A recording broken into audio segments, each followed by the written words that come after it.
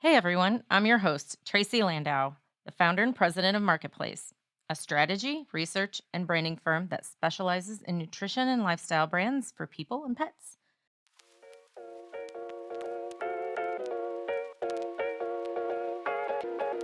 Food.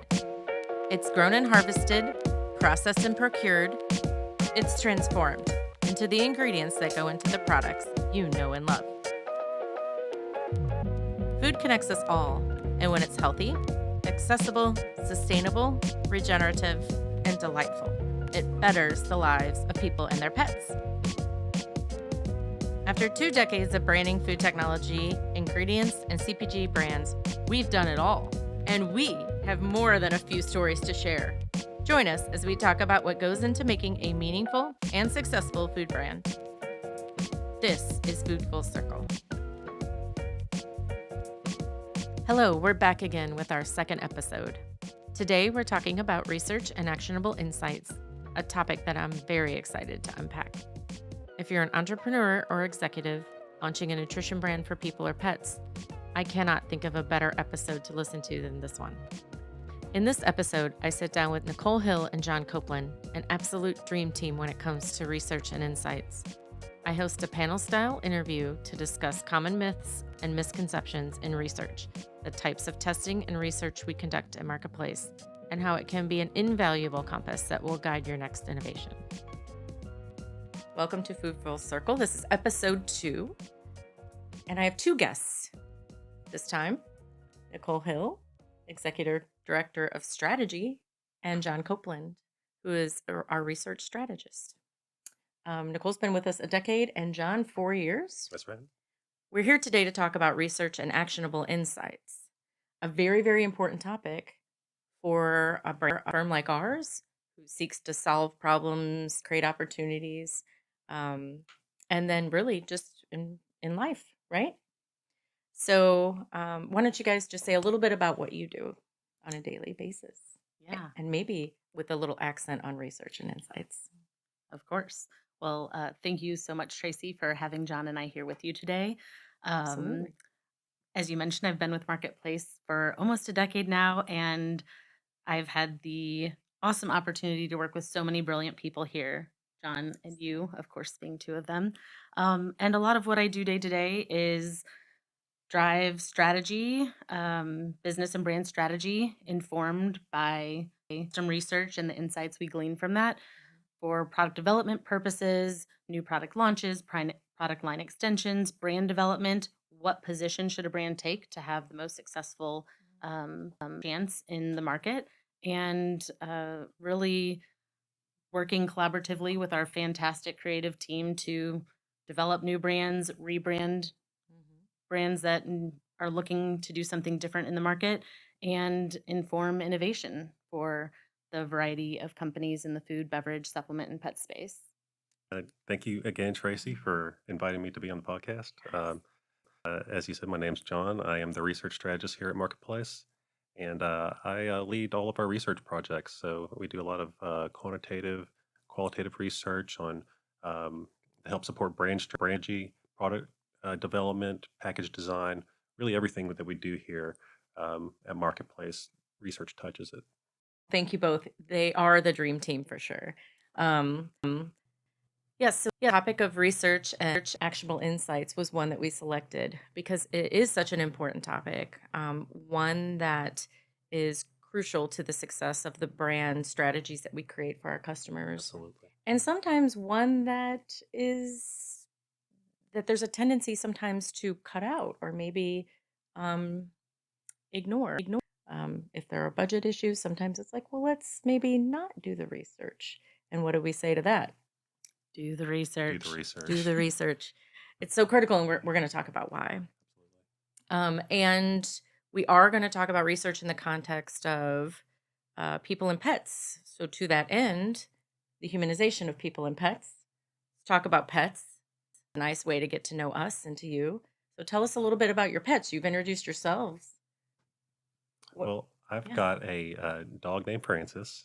I love Frances. Isn't she sweet? She's She's the sweet. sweetest. She's the sweetest. She's a high energy girl. She is. Also got a cat named Lionel, and he's a little lion. Oh, My favorite thing. Yeah, well, I'll talk about Francis in a minute. Yes, And Francis Nicole is amazing. has I have a a dog dog. named Omar. Yes. I He love is Omar a too.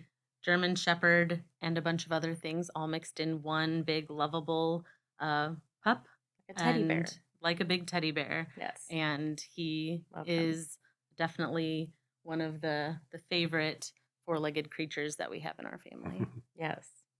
And sometimes to work. Yeah. Yeah. It's pretty cool to be able to bring the dogs into Francis loves work. to be a business dog. Yes. So what's one of the most human things that your dog or cat has ever done? So Frances is a smiler. She loves to just wear a big I grin can whenever attest she's to that. happy. Yeah, so you've seen it. She shows all of her teeth. Yeah, she's a Seriously. smiler, and it's one of my favorite parts about her personality. Francis Mhm. also has some sick dance moves, if we can just acknowledge that for a second. She does. She Yeah, she does. does. She does this like twerk thing. Like Yeah, she gets down. she Yeah. does. Francis is a dancer. What about Omar? I would say Omar is the most human in his expressions. He definitely gives judgy stares when he doesn't agree with what we're doing, Yeah. um, and also very sympathetic stares when he knows we need a little extra love. So Yeah. we love Omar. Aw. Well, this is a thing, the humanization of Absolutely. pets. So out of some of the bodies of research that we're asked to do, and keep in mind, we also do proactive research. Mhm. This has been an area of interest for us for many years and our customers in the last 12 months, especially, even though it's been a trend for what, a decade or, 12-ish years, something along those lines. We've been pursuing it a long time, but we've really gone deep, right? What are some of the most interesting takeaways from that research that we've found? I think that a big part of our job at Marketplace is to um, turn brands into heroes. And with any hero journey, the hero leaves and goes to seek something that's of great value and then come back with that thing of great value. And I think for us, that thing is the insights, Mhm. that actionable insight that gives our clients a competitive edge. And the research gives us a map. It lights up a path for us to follow to get to that insight. Mhm. So, actionable insights. Do you mind if I grab onto that just Sure. real quick? Explain that a little bit. For some, they may not be exactly sure what that is. Yeah, so for actionable insights, that's where we're taking not just information, not just data, but we're looking at it from a place of learning and also through our unique lens here because we do have exposure and experience in food, beverage, supplement, and pet, and there's so much crossover among those categories. That is so true. So the insights piece is not an actionable piece is not just saying here's what you should know, but here's what you should do or what you could do with what you know. What is the action to be taken that could improve the potential, the opportunity of your brand, of your product to make sure you have the most successful product launch possible, with whatever market you're entering. I think some examples of that I can think of is we've discovered that, particularly with like pet parents, they prioritize the need state for this kind of supplements that they buy, and they associate particular ingredients with those need states. So, what our research is able to do is to um, help identify what those need states are, which helps them in their product development, um, and what ingredients are going to matter the most to our target consumer, what those ingredients mean to that target consumer, and what attributes of the brand that are going to resonate the most. And I think one of the things, just Tracy, speaking to what you were talking about before with the confluence of human trends and human nutrition and pet nutrition trends, what we're seeing is really tracking both on the need states, like Yeah, John was talking about, what are the benefits that the products offer, but also what are the ingredients Mhm. people see value in or seek. So folks are seeking probiotics increasingly for big time. themselves. Yes. They're also seeking probiotics for their pets. That's right. And not just the ingredients and the need states or benefits, but folks are also interested in what we've kind of dubbed functional indulgence. So we saw that emerge in gummies in the human space, soft chews in the pet space. So now we're looking at, well, what's the next wave of Mhm. that? And that's what research can really tell us. There's a lot of great market research data in terms of what's driving sales, what's driving revenue. We can tell the the volume that certain product types take up in the Hmm. market. But what we can't tell from that is where it's necessarily going. And Right. that's where we're able to do a lot of the custom Yes. work that indicates things like some of our recent research in the human supplement space indicated that yes, chocolate is an opportunity for functional foods or supplements in the human nutrition space, but ice cream was actually pretty close behind that. So I think that's one of the things to look at from a functional food standpoint. Is that a format that people would be interested in? Or in the pet space, um, we've seen soft chews on the rise for a long time, Yep. functional ingredients in treats, so functional treats. But our more recent research has indicated there's also an opportunity for functional food toppers that are in more of an indulgent gravy like format. So we're seeing a lot of these more decadent Yeah. formats really track with what people are saying they would like to see in the space that maybe doesn't quite exist yet. Is there something recently that you've uncovered through research that was like one big standout relating to this dynamic? I think ease of use and convenience is one of those things Convenience. that's just Mm, uh, it's a deal breaker for a lot of pet parents. If they view a product as going to be hard to use, if it's going to be messy, they'll just outright avoid it. mhm. So that perception of convenience is really a critical factor, I think, in their decision making. Interesting. Yeah. And then what plant-based movement has that showed up? It has, but Yeah. I think that there's still a little bit more skepticism in the pet space because pet parents so typically tend to associate certain protein choices That's right. with what their pets enjoy flavor wise, but Mhm. also there is a high value placed on both protein and fiber. And I Yeah. think that's where we're seeing, interesting mixes and blends of things like, instead of just having a beef treat or a chicken treat, it should be duck and carrot or turkey Mhm. and sweet potato. So combining Combining. plant Yeah. and traditional animal proteins in a treat, in a product to bring both that high fiber and high protein um, associations into it. So this is all actionable insights. These are the things that Marketplace would be able to help with because we're constantly reviewing these markets. That's right. We are executing the research for our customers. We have the industry and consumer lens. So it helps us to be able to make these recommendations that are quite detailed and specific to our customers. John, remember the research we did Yeah. in 2019 Right. COVID prior changed to everything. COVID? Yeah. Yes, in the supplement space. That was our target industry. Hmm. And then COVID happened. And then in June 2020, we retested Right. and found that CBD, for example, was not a focus at Right. that But point, immunity but was, immunity was and probiotic, and still is. Yeah. and people were doing other things Hmm. to things with their diet Hmm. to improve their Yes. immunity. We found all sorts of interesting behavioral insights. Yes. Um, in just a year's time, just a Yeah. year had passed, and there were Yeah. And tremendous changes. Yeah, not even. not even a Yeah. year. Yeah. And so that's why it's just you have to keep your finger on the pulse of what it Mhm. is that your target consumer believes, what they're doing, what they're aware of.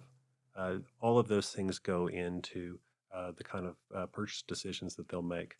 Well, that keeps it interesting for all of us. Keeps it very interesting. And then our research is online.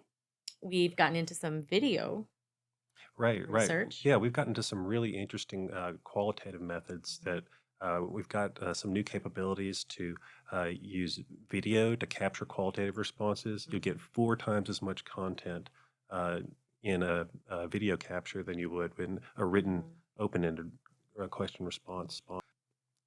You know, oftentimes cost can be can be a barrier to doing qualitative research because it's just so labor intensive. It's involves getting people to all show up at the same time at a focus group facility, Yeah, and right. well, with technology, we can address a lot of those issues, make it a lot more cost effective for our clients to do that. Awesome.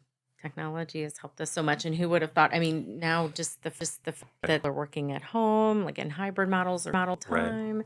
time. Okay, well, what's the big myth? Let's talk about research itself. Yes. So, what's one big myth about research that you'd like to dispel? Generational labels. This Ah, is a yes. big one. Generational labels, we're talking about things like millennial, boomer, Yes. Gen X. These And are really kind of imprecise ways of talking about age groups. generalizing it, Right. stereotyping You even. know, Yes. and by some standards, I'm fall into Gen X. By others, I'm a millennial, and Mhm. with each of those carries its own set of biases that we bring to the table when we think about them. So, generational labels, they're kind of falling out of favor in social sciences, and I don't know. We've just found that it's more helpful for us to um, segment our consumer by their behaviors, by the Mhm. things that they do, Yeah. and we find that really helps us narrow in on a ideal target. And those Yeah. generational labels and targeting based exclusively on demographics before you really get into the behaviors can actually Mhm. be really problematic and Yeah, uh, guide Mm. brands in a direction that's not at all in alignment with their goals. So we've we had customers that have made some assumptions about who their audience was, yeah, and luckily we were able through research to say, hey, this is what you thought you thought your audience was, but mhm, realistically the prime audience for your product that your product's best going to serve and whose values align with yours Mhm. is this other audience over here. And if you Ah, built yeah. your brand around the audience you thought you should be speaking right. to, you might Mhm. miss a significant opportunity. We had a client come to us with a an innovative probiotic product, Mhm. and they had a very narrowly defined idea about who their ideal consumer was, what they did, their gender, their age, all of it. And we said, well, let's take a step back and survey just the probiotic consumer, the people who are taking probiotics at least a couple times a week. And what we found is that um, by doing so, we can cast a wider net, Mhm. but still have a targeted positioning for the brand. Mhm. So we found that that was much more helpful, and we don't want to just throw demographics out. That's not Sure. what I'm saying. Right. Um, Makes sense. I Our approach is to um, identify that behavioral segment, and then within that, we can start looking at things like age, Mhm. psychographics, um, income, other demographics, and that'll help us with our positioning, our targeting, our messaging. Well, and with that, it's like you Yeah. don't want to ever say our product's target audience, um, they're the millennials or Right. Yeah. they're Gen X or whatever, because first of all, that's such a huge group of people Mhm. that have different needs, Yes. different priorities, different values. And so when we can start from that place of Yeah. behavior, like John's talking about, that's where we can really align on what those needs, values, and um, Mhm. purchase intent might be for someone looking for another product in a similar category or with a similar benefit. And it also, in both the pet and the human space, we really see supplement consumers as early adopters. So usually if you're Definitely. talking about a new functional ingredient or a benefit that's framed a little bit differently, um, that's where you're going to see the groups of folks who are already relatively proactive about their nutrition or their pet's nutrition. They're already doing some amount of research in terms of what product should I buy, investigating what's out there, and looking into things. And so that's really where you're also going to have some signals from those groups about what might be coming next in even the food and beverage category. What we're seeing recently is more interest in probiotics as an Mhm. immunity focused ingredient. And so these are things we've just got to keep our finger on the pulse of and be aware of because it's a changing environment. It really is. Give us an example of a research project where bias came into play. I think a lot of our projects do because so many things Yeah. start with certain assumptions, and we've even had them on the products. A client that we're working with on the brand front, they had made some tweaks to their product formulation before they scaled up, and said, "Hey, we think it has a pretty strong scent to it." And this was a pet Mhm. supplement, a soft chew. They said it has a pretty strong scent to it. We're concerned that pet parents might be turned off when they're opening this jar and have to give this product to their pet, and it might Mhm. keep them from repeat purchase. So this was So something internally that they had yes. experienced. They were worried about the scent. That's Okay. right. Yeah, so they Yeah. had that concern and they communicated that to us and said, "Hey, we talked about, how might we test this? And we said, well, that's a, valid thing to want to test, Yes. certainly. But if we're going to already be sending these prototype products out, why don't we go ahead and do it in the prototype packaging, and also ask multiple questions about the pet parent's experience with the product. So, what's their impression of the packaging in terms of Yeah. what price point, what level of quality, what level The Yeah. of whole experience of the That yes, product. experiential the information is Yeah. so valuable. Yes. and with That that, makes we sense. were able also to say what's their personal experience when they open the product, but then when they're in the presence of their pet, how does their pet react to it? Because we Yeah. are willing Yeah. to compromise a lot for our pets. So Yeah. we might say, oh, we don't really like the smell of this pet's treat or food, but if they love it, like that's what brings me joy, and I'm Yes. willing to kind of move past that. So in that research, we found out that n- almost no one mentioned anything about the smell of the product. So that Interesting. was Oh. great, but over 30% of the pets spit the treat or spit the chew out. So Oh. over 30% of the pets spit the chew out. It's a And big if number. you're talking about a product that you're about to sell on Amazon, where we all know so many folks Oh, shop by yeah. reviews, Yes. Hmm. if you buy this product and no matter what great ingredients it has, what great benefits it Yes. offers, The uh, reviews will kill it your if it's, pet yeah. Yeah. won't consume it. One, you're not going to buy it again. Right. Two, you might write a review saying, I would have loved to give this to my pet, but they just wouldn't eat it. And then it's going to impact others' Yep. behaviors in terms of their willingness to buy it. Mhm. So we were able to flag that for the customer, and they were able to address that formulation challenge before they scaled up their product production, their packaging, Wow. labels, all of that, and really proactively address that. Hmm. And this was, a big product launch for them. This was their first product launch in the pet space. So it was really critical to the company that it was successful, not just for that product, but also for the other products they intended to launch thereafter. So Sure. being proactive about that, and again, testing our own That's assumptions, right. testing our own bias. Because yes, if you give it to your pet and you are part of this company that's, trying it out, and you're really excited giving it to your pet, or like, oh, to get my pet to eat this, I have to wrap it in something. That's not a controlled experience in terms of um, how that pet's going to receive it, because they're also picking up on all of your nonverbal cues. So that allowed, people who maybe didn't have that intention behind the product to give it to their pets and report back, what their experience was. And so, just can't stress how important it is to test your stuff before it goes out there. So the thing I love about all of this is not just data collection. And I'm just Hmm. thinking of, sometimes some of the inquiries we get is, I have IRI data, I have scan data, Hmm. or I have general industry or consumer um, research Hmm. pieces. The data is interesting and important, but it's just one narrow view of a Right. situation. Doesn't tell you exactly how do I shape my messaging? How do I position this? What's my strategic angle here? What's going to be my Yeah. competitive edge can go into the market? Just knowing the market size of something doesn't tell you that. So that's really Right. where we come in, and um, we really get into what the consumer is aware of, what they're thinking, what they're doing, Mhm. and in that process, we're able um, to come back with that actionable insight Yeah. that gives them that edge.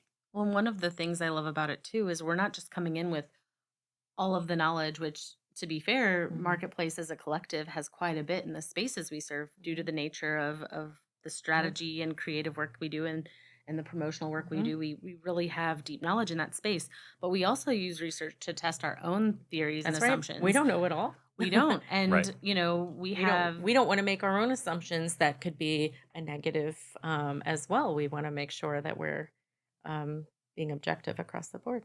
And we've even used it to inform our packaging design, where Absolutely. we've developed packaging design for a product that, in one case I can think of, we were building a brand from the ground up, and with the intention they wanted to directly challenge a market leader in their space. Mhm. And so we developed the strategy Mhm. around the position that would best support that. our team developed the best packaging concepts. They were so compelling and distinct and differentiating, and with factors woven in, like this has to perform in pet specialty, but also on Amazon, and how might this all come together? Hmm. Well, we tested that packaging concept that the client selected against those category leaders. And while it performed well, we felt like it could do better.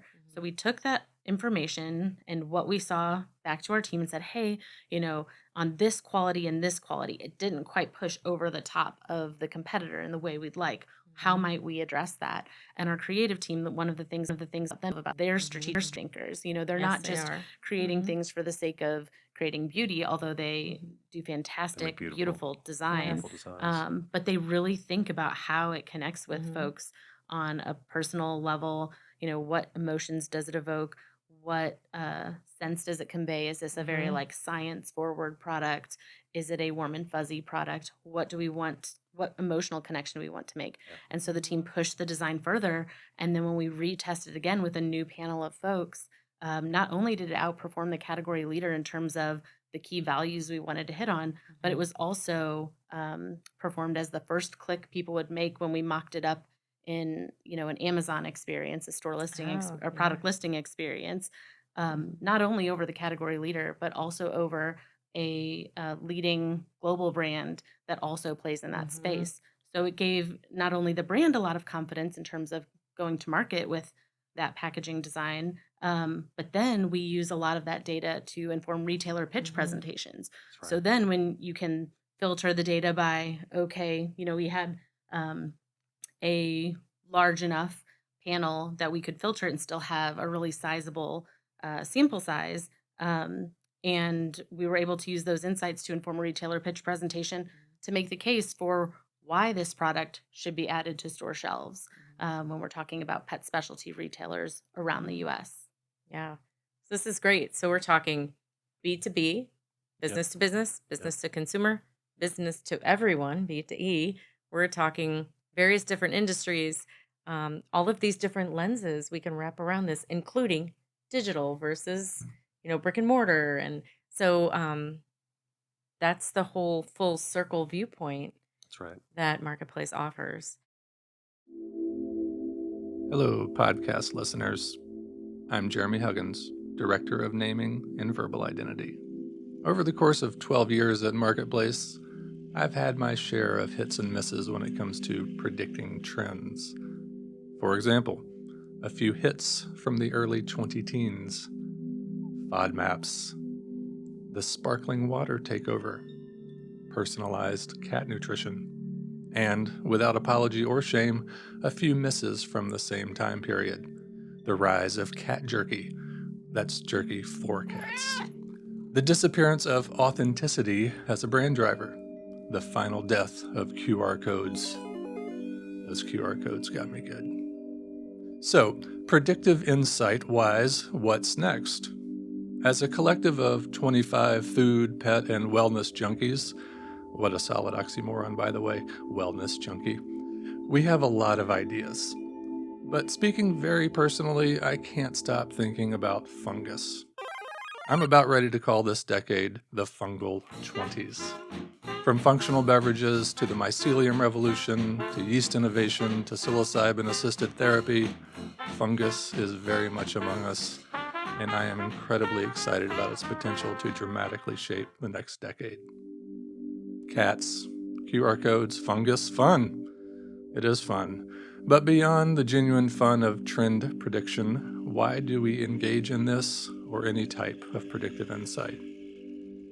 Primarily because it helps our partners imagine and identify product development and market gap opportunities. But there's another valuable benefit. Less tangible, but just as important, we do it because it requires and fosters collective problem solving, intellectual agility, and tactical creativity. It helps ensure that we stay open to new ways of doing things. Perhaps an illustration. You're at your favorite grocer. You have your eye on a kombucha, or a juice maybe, or even an alcohol-free beer, whatever your mood. You are an educated consumer, so you pick it up and turn it over to check out the ingredients. It's looking like a winner. until you get to 2 words, some unintelligible phrase you've never seen. It genuinely looks like the name of a lesser-known Roman emperor, or a spell at Hogwarts. Dacryopenax spathularia. At best, you're immediately Googling. At worst, you're putting that baby right back on the shelf. Ew.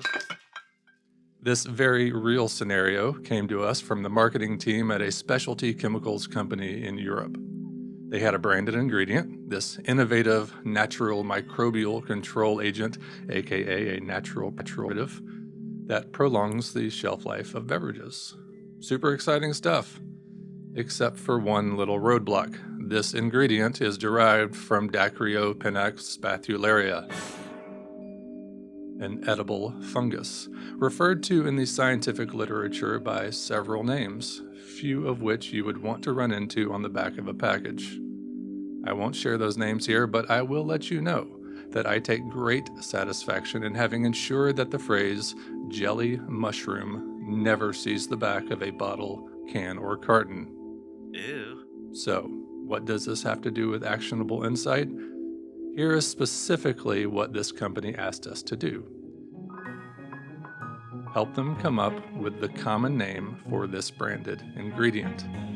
In contrast to the brand name, the common name is the generic descriptor meant to ensure consumer understanding that shows up in the ingredients list. Think brand name Splenda, common name sucralose. Or if you saw the logo for bioperin on the front of your supplement, you might list it as black pepper fruit extract on the back. As a European company, they wanted a partner in the US who could help assess existing options and come up with new options that would both satisfy regulatory requirements and appeal to consumers in North America. As you can imagine, there is no template for this. We help our partners with all manner of product launches, naming projects, and consumer market research, but this was so specific as to be unprecedented. We were delighted by the challenge. First, employing a mix of research, collective experience, and hypothesis, we developed a rigorous, useful way to evaluate a long list of options, assessing these common name options through the lens of 4 criteria. Clarity.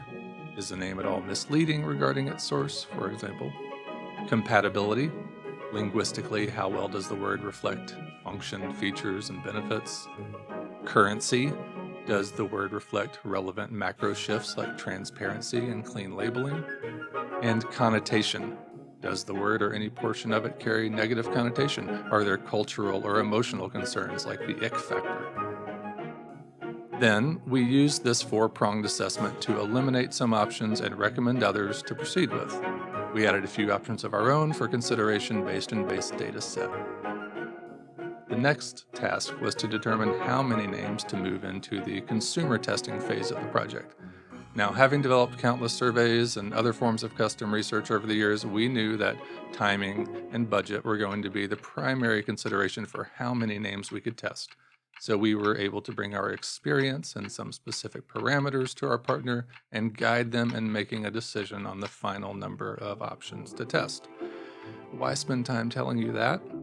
Because it's the type of detail that in the larger picture would be easy to just skip past as sequential logic. To do this, you must first do that. And in some ways, yeah, it is. But we know that this is one of those steps where projects often get hung up in countless meetings and email back and forth between marketing and C-suite and other decision makers. An important part of what we offer as actionable insight is anticipating such concerns and preemptively offering guidance and something akin to project therapy to help make sure things stay on track. This is a very specialized internal form of actionable insight that ensures that things go well.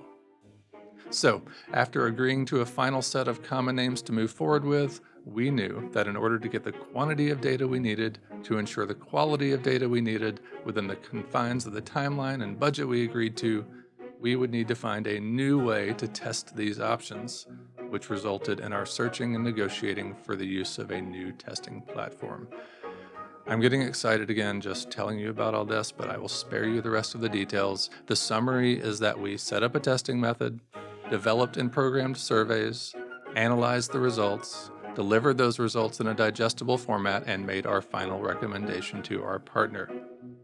They agreed with our recommendation, the relevant regulatory authorities approved our recommendation, and we're confident that consumers will accept this recommendation.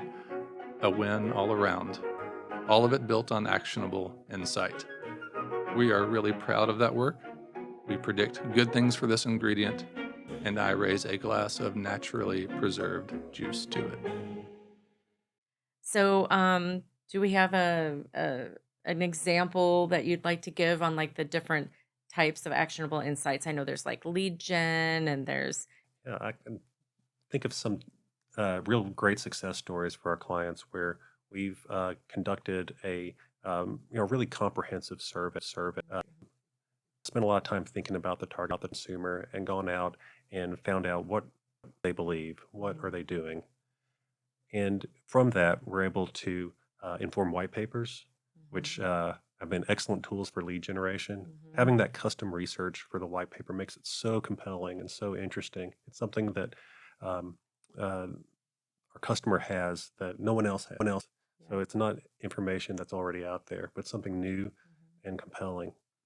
We're able to use those data in pitch presentations, um, in just even internal decision making.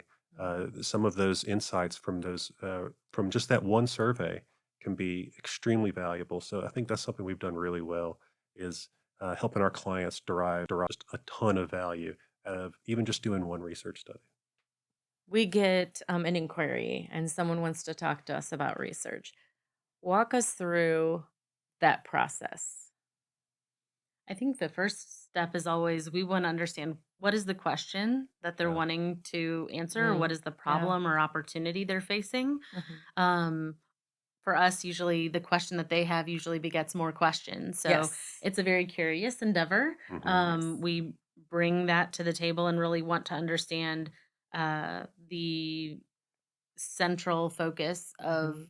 what we're hoping to um, get out of it, and not necessarily the result that we're expecting, but Yeah. what are we intending to inform? Is Mhm. it a new product development, a product line extension, a brand position, a promotional effort? Is it a retail channel question? Are we should we be looking at club or food, drug, and Mhm. mass or pet specialty Media or preference, or yeah, should we be link to yeah. be on Instagram, So this is YouTube? different. So you manage this much like a brand project, just a brand strategy Oh yeah, project that we do for a product that goes to market or a new business.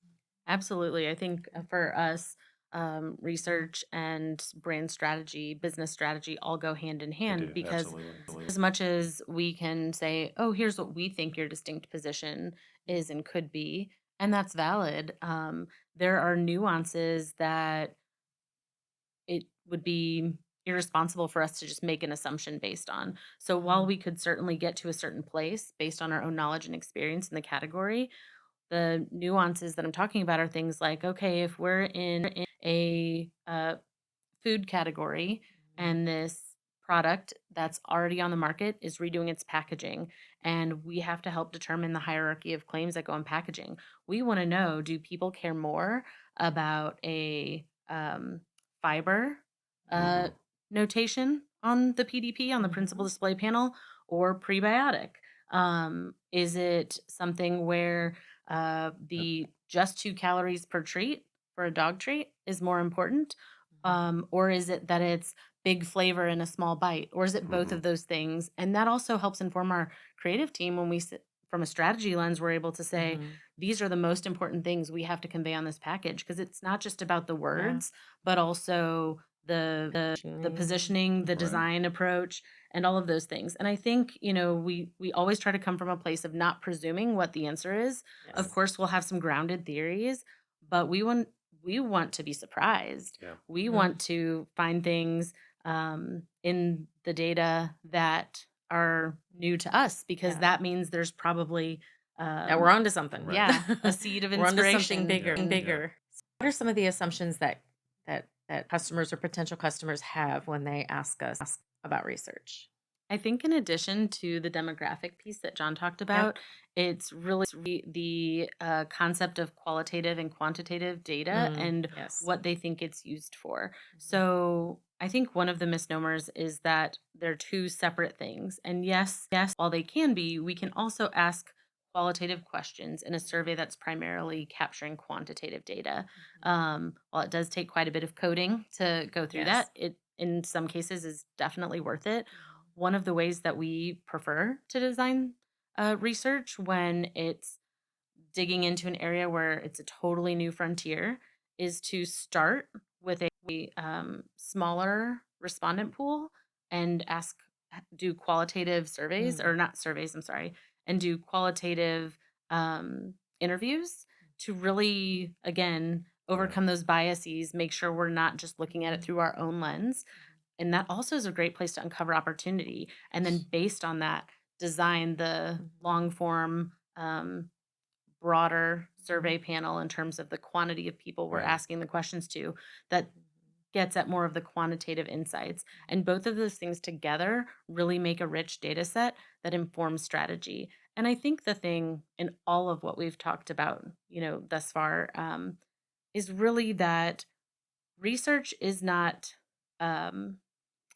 the end all be all. It is not the one singular answer. Yep. It's information to make a more informed decision. It's asking questions on the front end to potentially mitigate um, pain or challenge or hurdles that maybe you could Yes. have easily avoided had you just gathered a little bit more information on the front end. And in many cases, it can save time, it can save money, and it can Mhm. inform a much stronger position. It can allow brands to go to market with a much stronger Mhm. position than if they had just gone based on their own assumptions. It shortens the runway essentially. We frequently look into is we want to know like what are the deal breakers for the target consumer? What are the things that will cause them to categorically exclude consideration of a product? So we find those things are just as important as what will make them consider the product.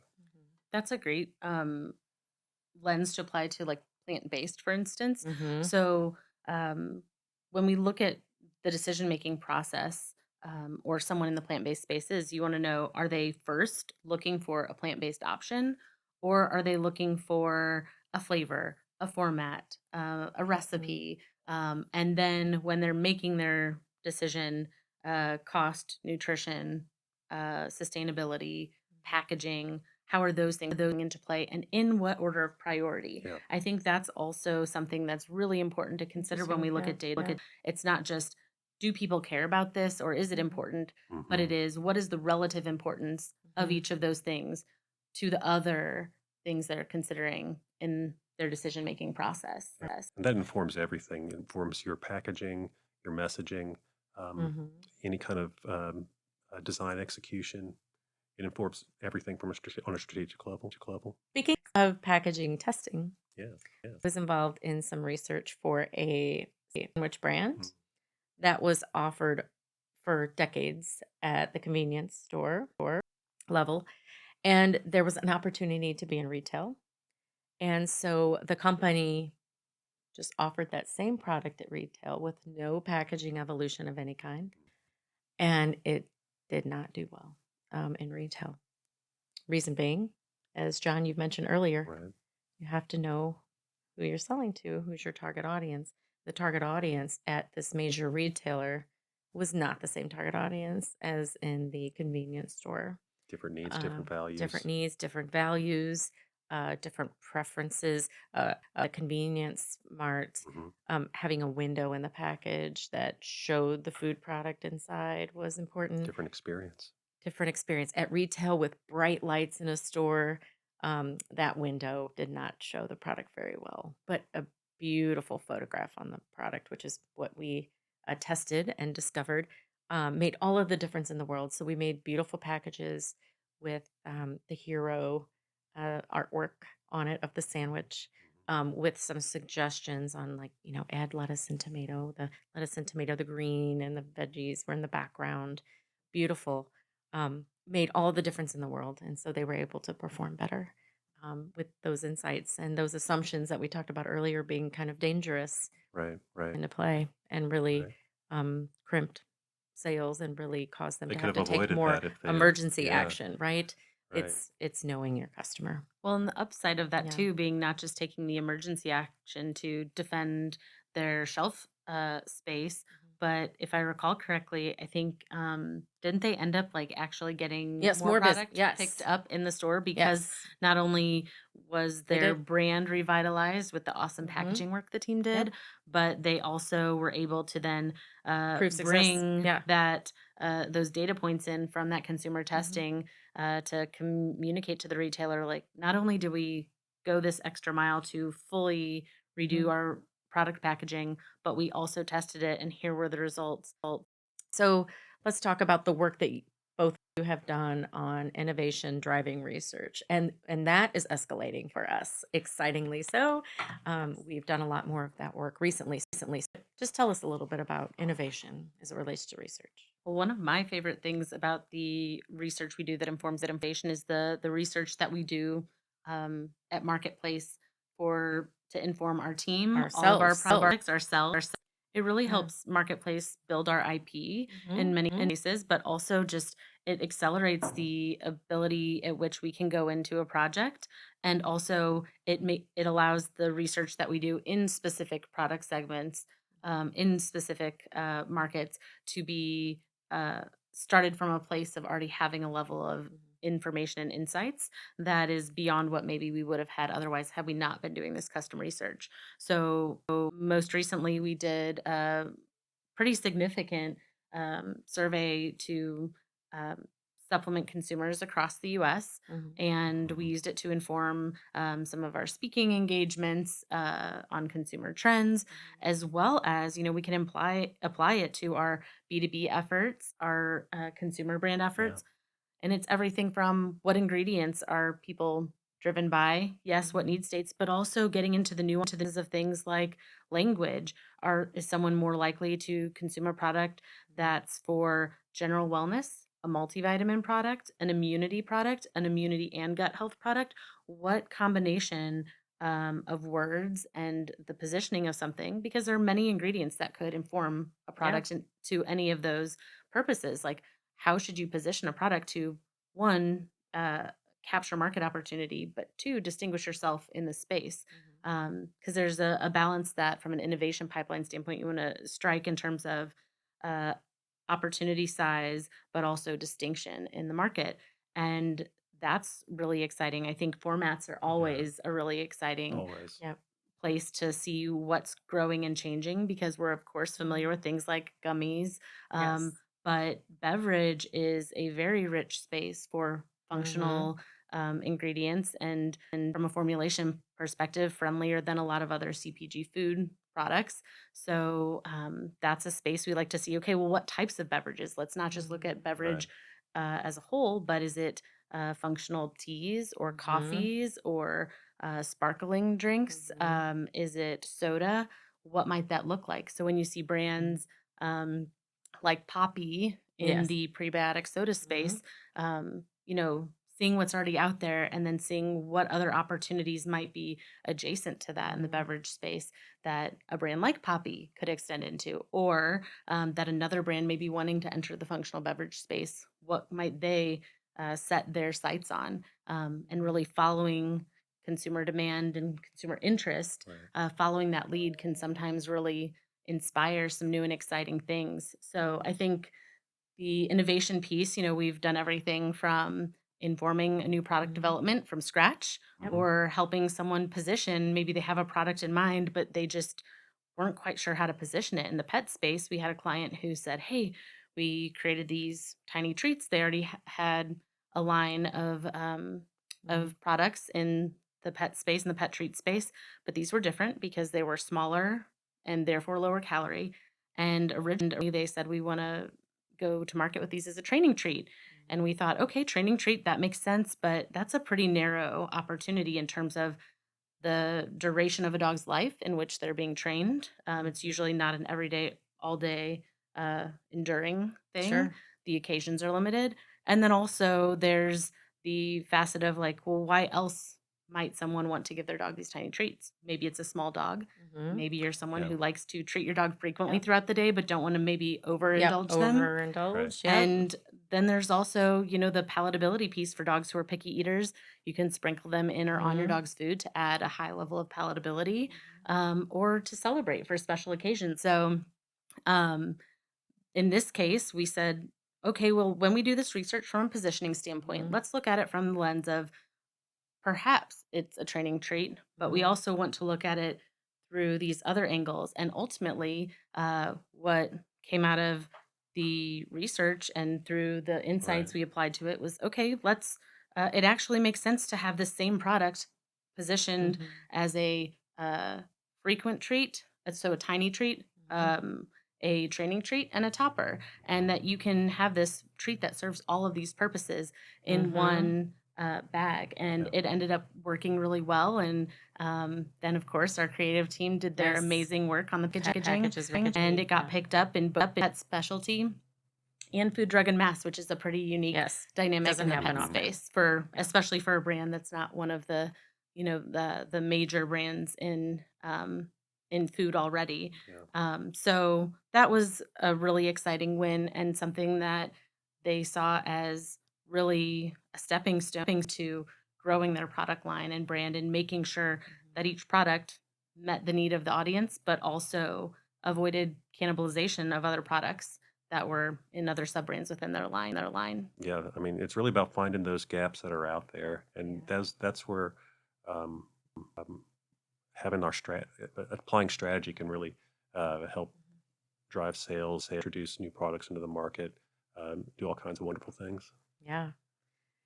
Yeah. So we've helped our customers make a lot of decisions by providing that actionable insights that lead to the intelligence that they use to make determinations about um, brands, line extensions, innovation, package design, product type.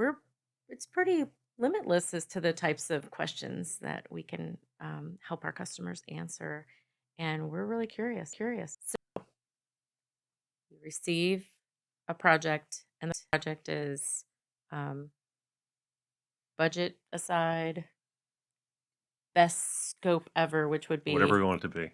what do you want it to be? Yeah, Oh wow. what would Wildest the dreams. most wildest dreams sort of project for research? What would that be like, John? So there are some really cool retail simulation technologies that are out right now. Simulation. That sounds amazing. Yeah, it's they have these big screens where you can create a like a walkthrough experience of like a convenience store or retail shelf space, and you can put literally anything on the shelves, and you can use it for um, comparison testing, Mhm. anything you want to do with your package testing. You could do it right there and have the consumer experience it as close to what. I mean, the only way you can make it more realistic would be to actually make a store Yeah. and And stock follow the people shelves. around, which would Yeah, be super and creepy. yeah, I think it's so cool. It's something I would do. Yeah, yeah. I'm telling you, technology is really it's changing It sounds like it. the face Yeah. of market research And and insights. Yeah. insights, and so we're able to get really close now to what that consumer's experience is with in the retail environment, or maybe with unboxing, with just using the product, Mm. and from there we can tailor our communications and tailor our strategy to really speak to those Mhm. experiences that we observed in our testing. Mm. There's just so much to do right now. I think Makes sense. the game, To do it then. yeah, the qualitative methods game is really changing in an Yeah. exciting way. For example, with some qualitative methods, people can do these things on their own time. So if we want to learn about what they think about maybe a video, Mhm. what's something they can watch on their own time without having to interact directly with me. Yeah. They can then record a video response to Mhm. tell us what they thought about that video, give us Mhm. some really rich qualitative data Yeah. without necessarily me having to prompt them. Now, the advantage of having a moderator Yeah. would be that I can ask follow-up questions in Yeah. real Pull time. information Yeah, out. we can Yeah. probe. That makes sense. Like we find something interesting, we can probe on that a little bit more. So my thought is that why not do it all?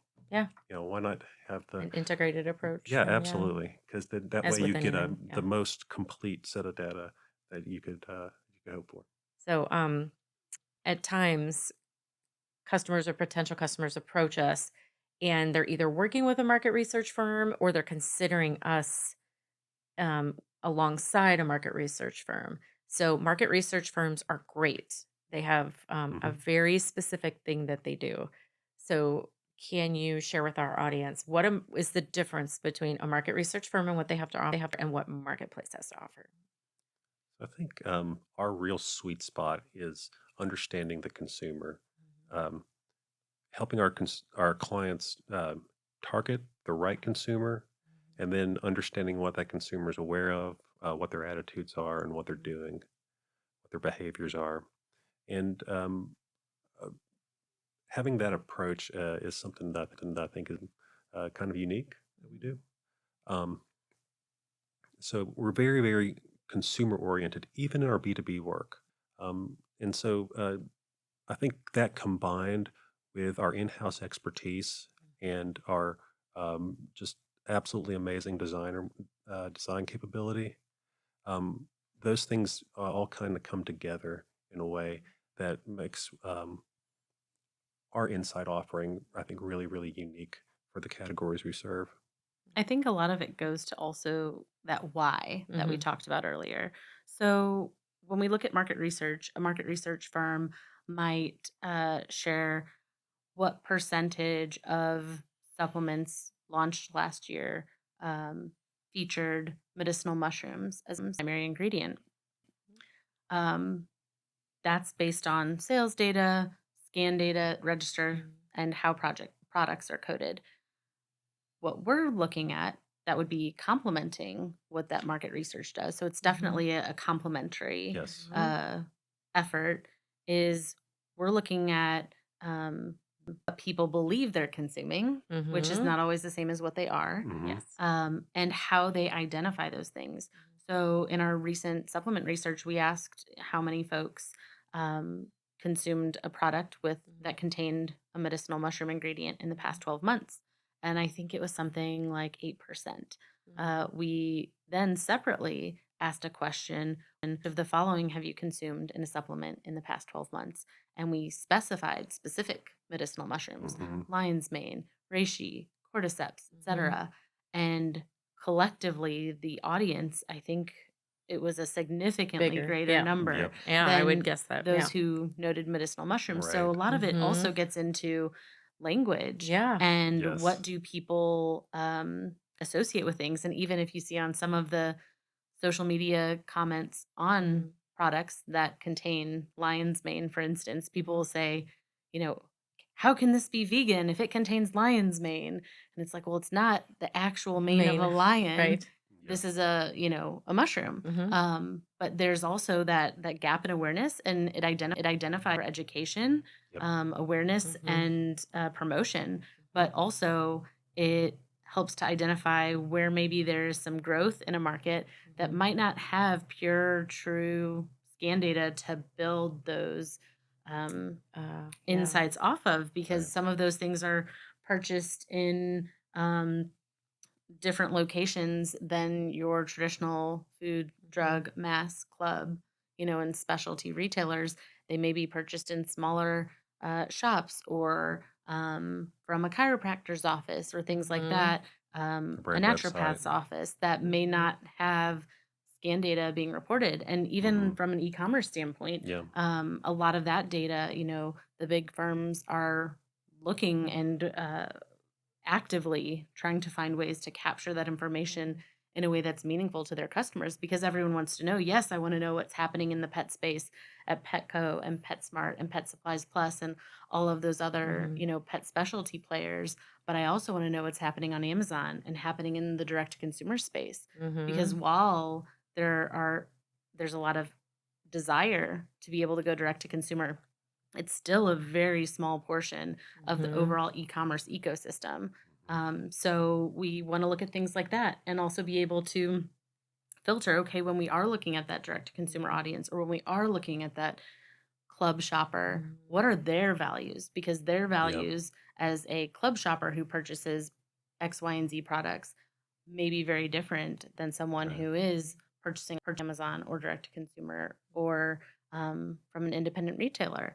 And getting at those nuances, that's part of, I think, I mean, these the are behavioral exciting, subsegments. Yeah. the exciting insights that research can help uncover. So whether you're, when you're asking someone about their medicinal mushroom consumption versus actually asking them about lion's mane, going to get different answers. And that goes to, what people perceive is not necessarily always their reality, but we also need to meet them where they are and communicate with language. I think where we're able to offer that complement is we can help get really clear on what the consumer's perception is, and from there build out a compelling strategy. Right. So what a market research firm has to offer and what we have to offer are, again, complementary, side by side. We're not, One will we don't replace do the what they other. do, right? And we don't do what they do. But we can work together, right? We're all about finding the research and insights that you need. This passionate, curious team that asks the best questions ever. So on that note, thank you, John, and thank you, Nicole, for joining today. This was an exciting episode 2. Lots to know about research and insights. A very exciting topic that informs pretty much everything that we do and should inform pretty much everything our customers do, right? In a world that's, I'm picking words that you both said too, ever changing. Right. Thank you for making it to the end of our second episode of Food Full Circle, a podcast brought to you by Marketplace. To make sure you don't miss an episode, follow us on Apple Podcasts, Spotify, or wherever you get your podcasts.